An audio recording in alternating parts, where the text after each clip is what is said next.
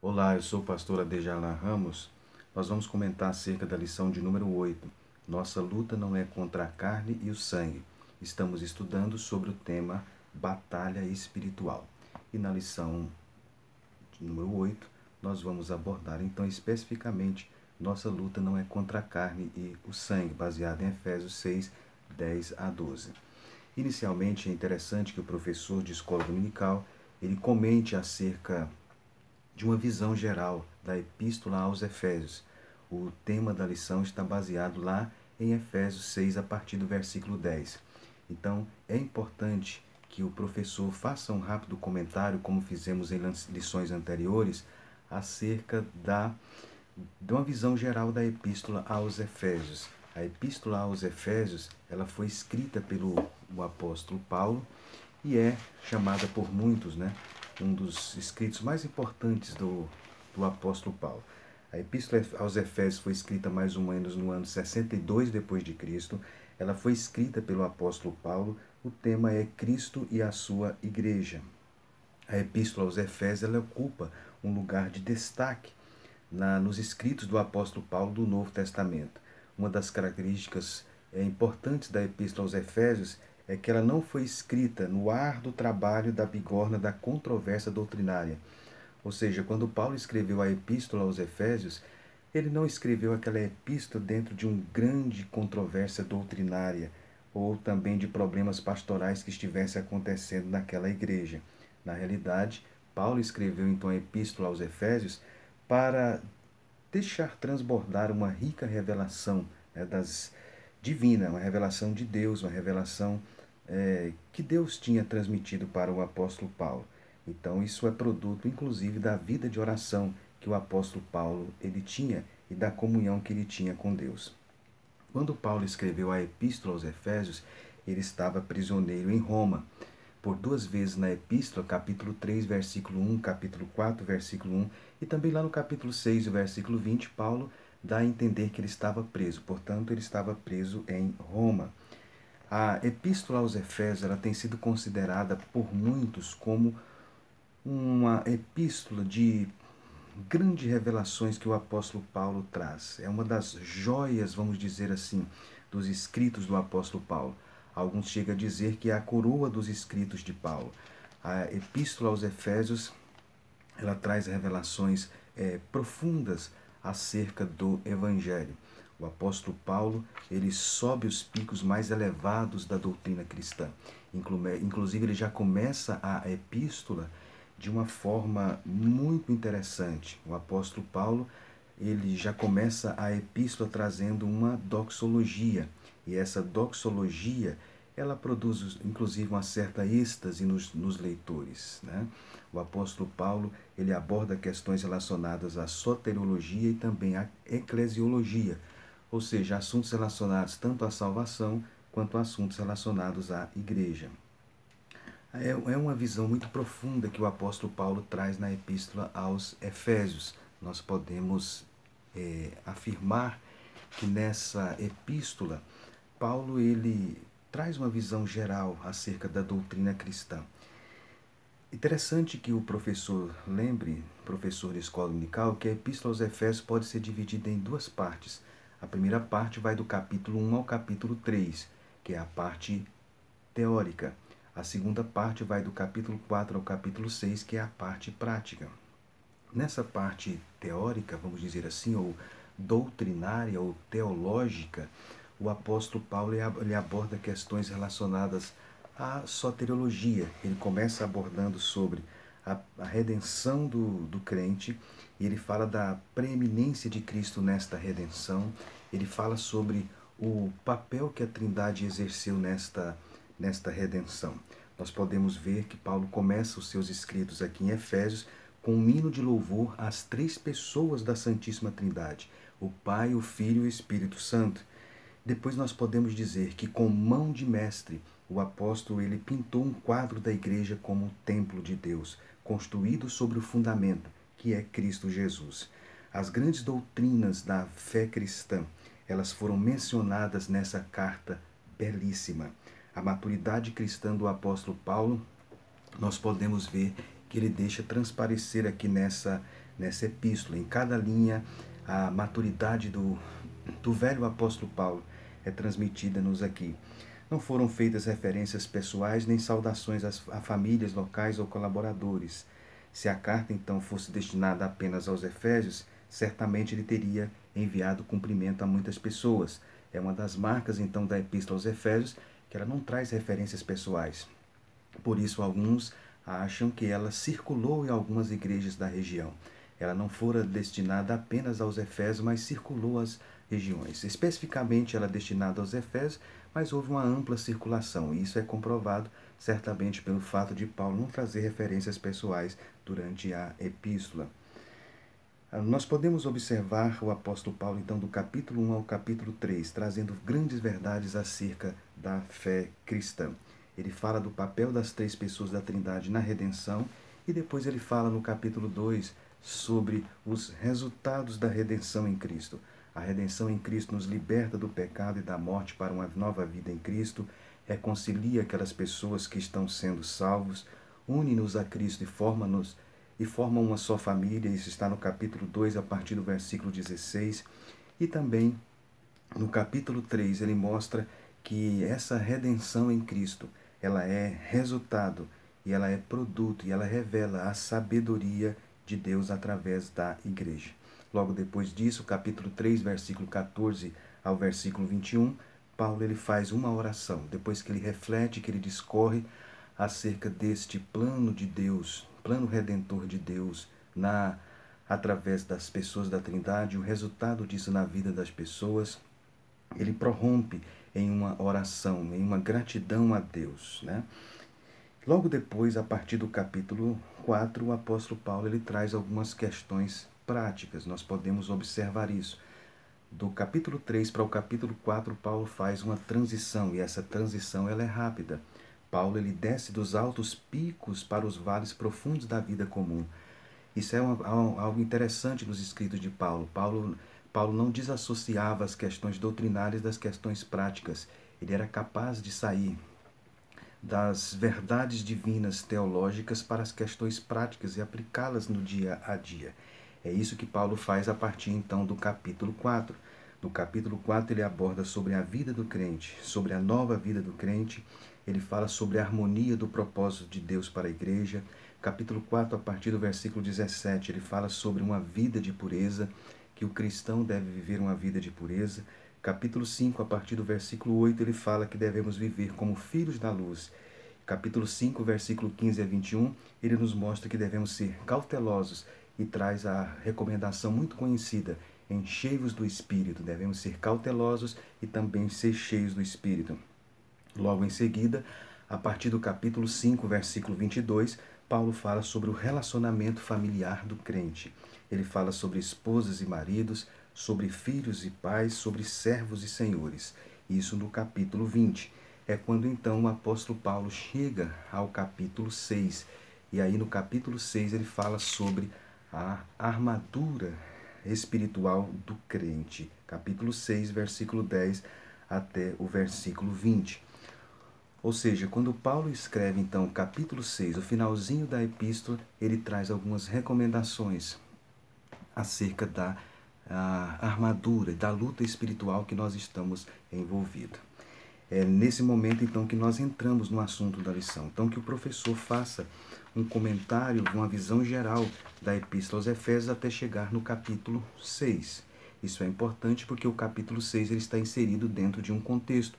E isso traz, de uma certa forma, uma visão mais ampla da epístola aos Efésios. No comentário da lição, nós podemos observar que o pastor Ezequias, na parte 1 da lição, a inclusão do tema no final da epístola. O assunto foi inserido no finalzinho da epístola aos Efésios, e nesse texto o apóstolo Paulo, ele, a partir do versículo 10, ele já está começando a finalizar a epístola, e ele então traz a recomendação. Primeiramente, vamos destacar alguns pontos conforme o comentarista destacou aí no comentário. Ele diz, no demais. A expressão aqui, no demais, dá a entender que o apóstolo Paulo ele estava concluindo a epístola. No demais é o que ele diz.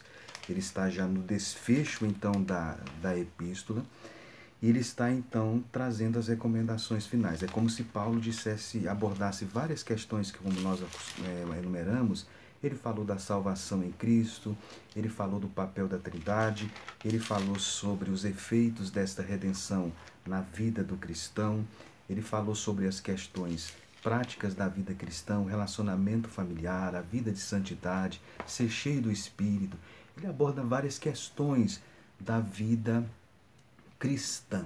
E aí, finalizando, é como se ele dissesse, então, olha, quanto às demais coisas, quer dizer, a vida cristã não se resume somente a essas questões que ele elaborou, embora ele trouxe questões fundamentais, essenciais da vida cristã. É como se ele tivesse, então, finalizando e trouxesse uma recomendação. Olha, quanto às demais coisas, né? Quanto ao mais, ou finalmente, é como se ele tivesse, então, concluindo, então, a epístola e fizesse referência já no finzinho da epístola, uma questão que seria fundamental, que poderia fechar todo este assunto. Então é aí que ele traz a expressão no demais, irmãos meus, né? Isso está no versículo 10. Nessa recomendação, então, é que ele diz: fortalecei-vos do Senhor e na força do seu poder. Fortalecei-vos no Senhor e na força do seu poder. O pastor Ezequias, o comentarista da lição, ele aborda aqui no comentário, na parte 2, acerca das figuras de linguagem. A expressão fortalecei-vos no Senhor e na força do seu poder, nós observamos que tem uma figura de linguagem que está inserida aí, né? Essa figura de linguagem são as duas expressões que estão na língua grega. Na língua grega, a expressão na força do seu poder, ela expressa uma figura de linguagem. A palavra, conforme está aí no texto, né? A palavra força e a palavra poder, elas são expressões da língua grega. A palavra kratos, que quer dizer domínio, poder, poderosamente, força, é a palavra kratos. E a palavra também, a palavra iskros, a palavra iskis, que quer dizer exatamente também vigor, energia, força, poder. Ou seja, tanto a palavra kratos quanto a palavra ixis, ela está relacionada à força, poder. Ou seja, ela forma de uma certa, vamos dizer assim, de uma certa forma, uma figura de linguagem. E o pastor Ezequias, ele comenta acerca dessas figuras de linguagem ao longo da lição. É claro que o professor de escola dominical, ele não deve deter muito tempo, mas ele deve chamar atenção para isso. Ou seja, as figuras de linguagem na Bíblia. Figuras de linguagem são recursos que a língua utiliza para a sua beleza. Ela desempenha um papel muito grande na hermenêutica. O estudo das figuras de linguagem, ela encantou os antigos oradores gregos e romanos, né? Os amantes da retórica deram atenção especial ao tema. Lá no período medieval, e até ainda hoje, o assunto é um pouco esquecido, somente na área bíblica. Nós tivemos alguns estudiosos, como Cassiodoro, que nasceu no sul da Itália entre o ano 480 e o ano 585, e também um inglês chamado Beda, viveu entre o ano 673 e 735 na Inglaterra. Esses foram dois nomes de destaque no estudo das figuras de linguagem da Bíblia. Os escritores bíblicos, eles utilizaram recursos na língua, tanto na língua hebraica quanto na língua grega. Para que eles utilizavam esses recursos?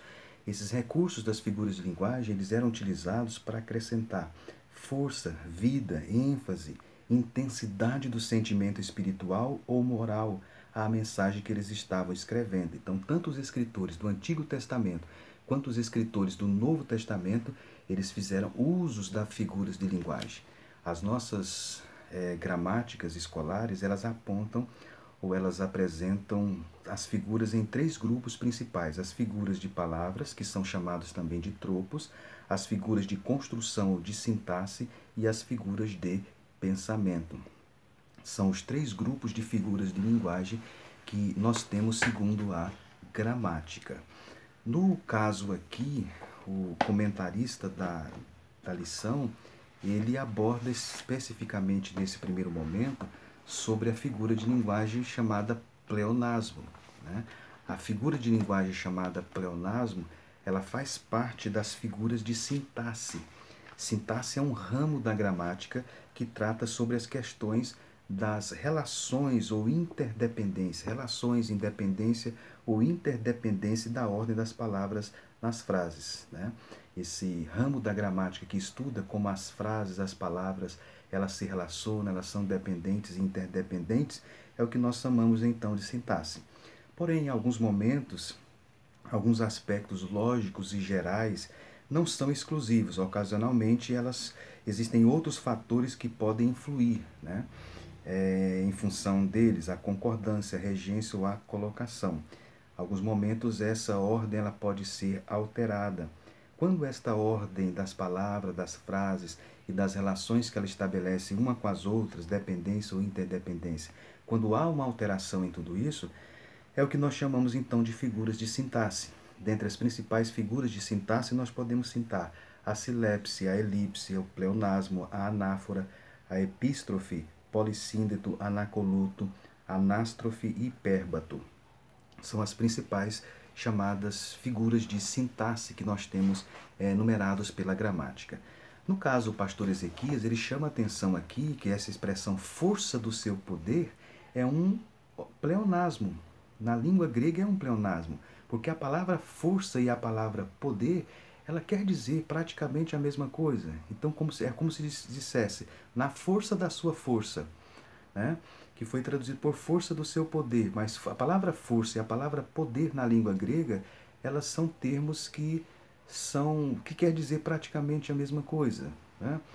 Então, nesse caso, o apóstolo Paulo, ele utiliza a figura de linguagem, de sintaxe, que é um pleonasmo, em que se repete uma ideia com outras palavras para proporcionar elegância ou reforço à expressão.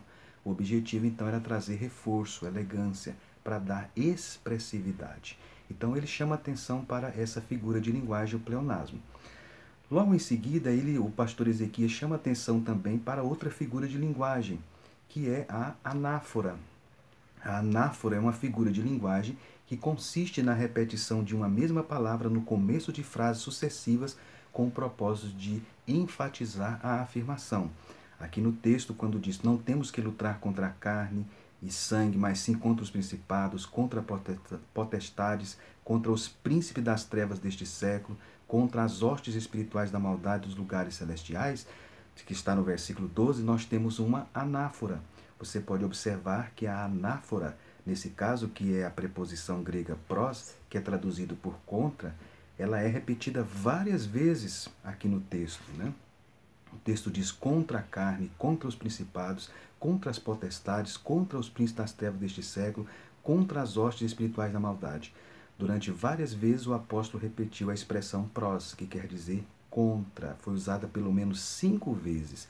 Isso aqui é uma figura de linguagem chamada anáfora, em que há, portanto, uma repetição sucessiva de palavras com o propósito de enfatizar a afirmação.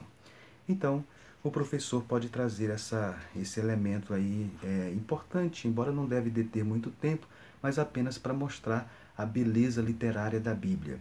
Quem estuda a Bíblia, quem interpreta a Bíblia, o estudo linguístico, inclusive, da Bíblia, é um ramo, o estudo literário também da Bíblia, que é um ramo de estudo da Bíblia, pode ser estudado também observando essas questões da beleza do texto bíblico em relação às figuras de linguagem. Então, que o professor tenha bom senso, tenha sabedoria, saiba mostrar este elemento para a classe, mas sem deter muito tempo, né? Apenas mostrando que a Bíblia é um livro belo, além de ser um livro espiritual, é um livro também que tem características belas, características literárias muito belas. Bem, logo em seguida, o comentarista aborda então o versículo de número 11 da nossa lição. O versículo de número 11 da nossa lição, o apóstolo Paulo ele comenta, capítulo 6, e o versículo de número 11. O texto então diz, Efésios capítulo 6 e o versículo 11. Revestivos de toda a armadura de Deus, para que possais estar firmes contra as astutas ciladas do diabo. Revestivos de toda a armadura de Deus. Revestivos de toda a armadura de Deus, para que possais estar firmes contra as astutas ciladas do diabo. Bem, ele faz um comentário aí sobre o revestimento das armaduras de Deus, né? O apóstolo, ele está falando sobre revestir-se das armaduras de Deus. É interessante nós observarmos a expressão aqui, a expressão armadura, conforme aparece aqui, o termo no original, né? Que é o termo panoplia, quer dizer armadura completa. Quando Paulo então disse revestivos de toda a armadura de Deus, a expressão conforme está na língua grega se refere a uma armadura completa.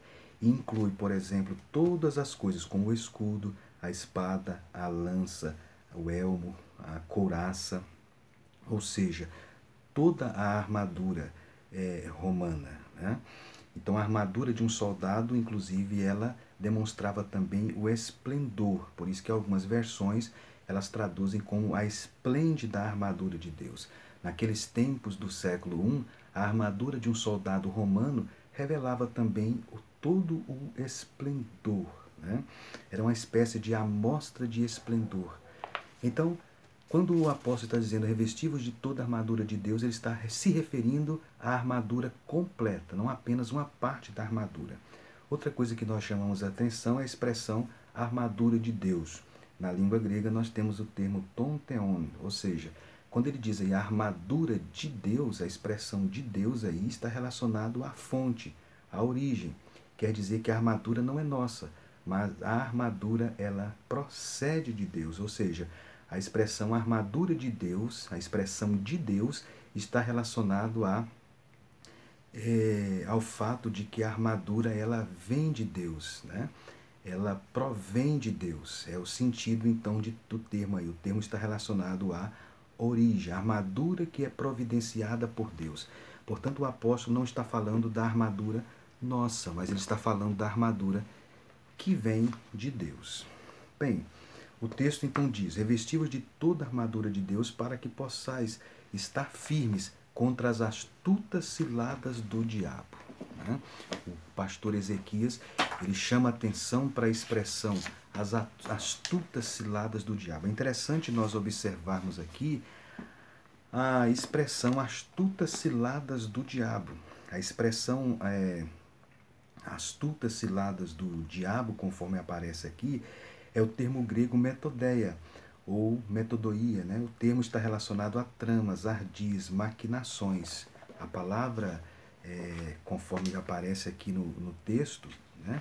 Metodeia está relacionado a tramas, está relacionadas a ardis, está relacionadas a estratégias. Isto quer dizer, então, que a ação do maligno, a ação do diabo, ela é uma ação de forma bem estratégica. O termo aqui pode também ser traduzido por esquemas. A palavra ciladas, veja bem a expressão astutas ciladas, é um termo grego que está relacionado a esquemas.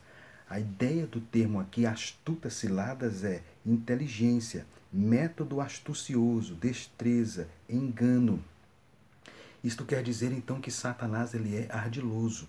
Satanás ele não é apenas feroz, Satanás ele é ardiloso. E talvez devemos temer mais o aspecto ardiloso dele do que a sua ferocidade. Ou seja, então quando o termo diz aqui astutas ciladas, isto quer dizer que ele não tem apenas métodos contra nós, mas ele tem método astucioso, ele tem método com destreza, com engano, com inteligência.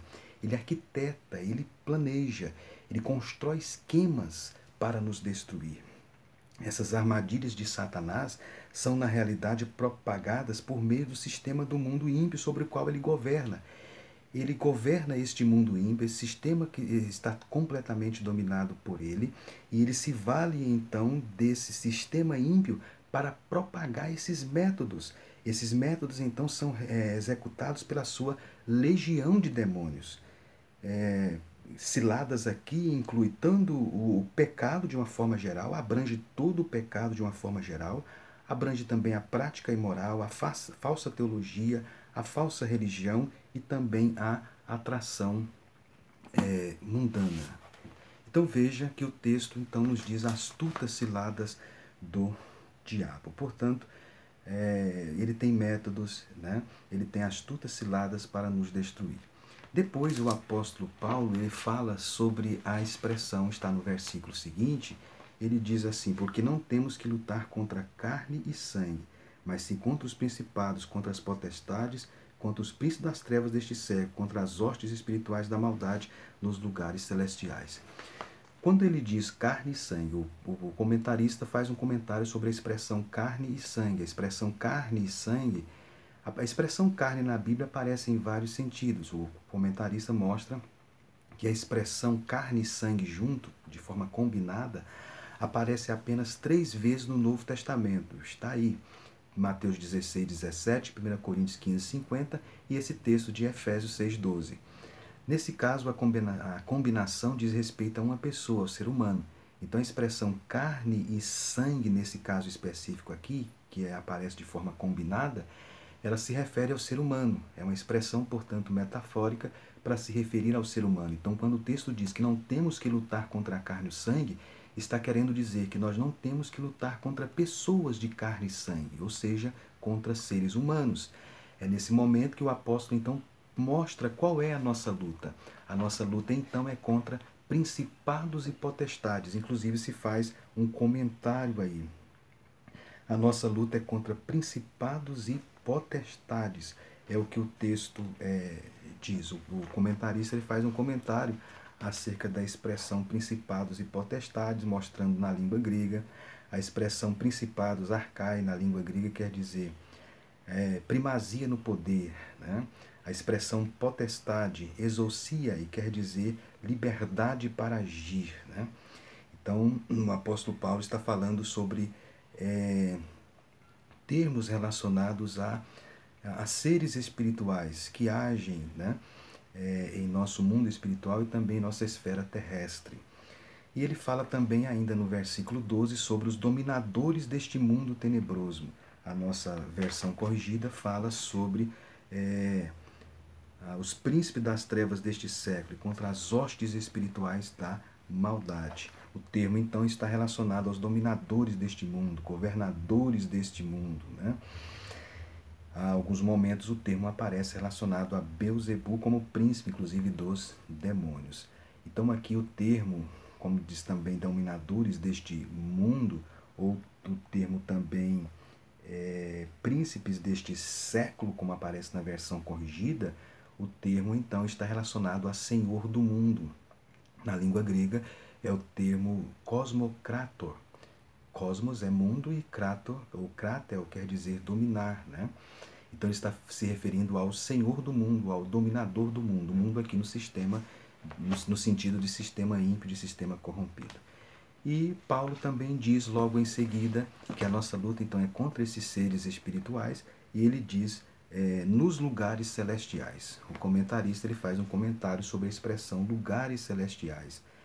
A expressão lugares celestiais, nesse caso aqui, aparece em vários momentos na Epístola aos Efésios. Ela se refere tanto ao céu, onde Cristo está sentado à destra de Deus, também onde os salvos estão com Cristo, onde habitam os anjos eleitos, mas a expressão conforme aparece aqui nesse caso específico, no finalzinho da Epístola aos Efésios, a expressão lugares celestiais ou regiões celestiais, ela está se referindo à esfera de seres espirituais. O termo parece que é para contrapor, né, o mundo físico. Então, seriam as regiões celestiais, seria uma forma de contrapor o mundo físico que nós estamos vivendo.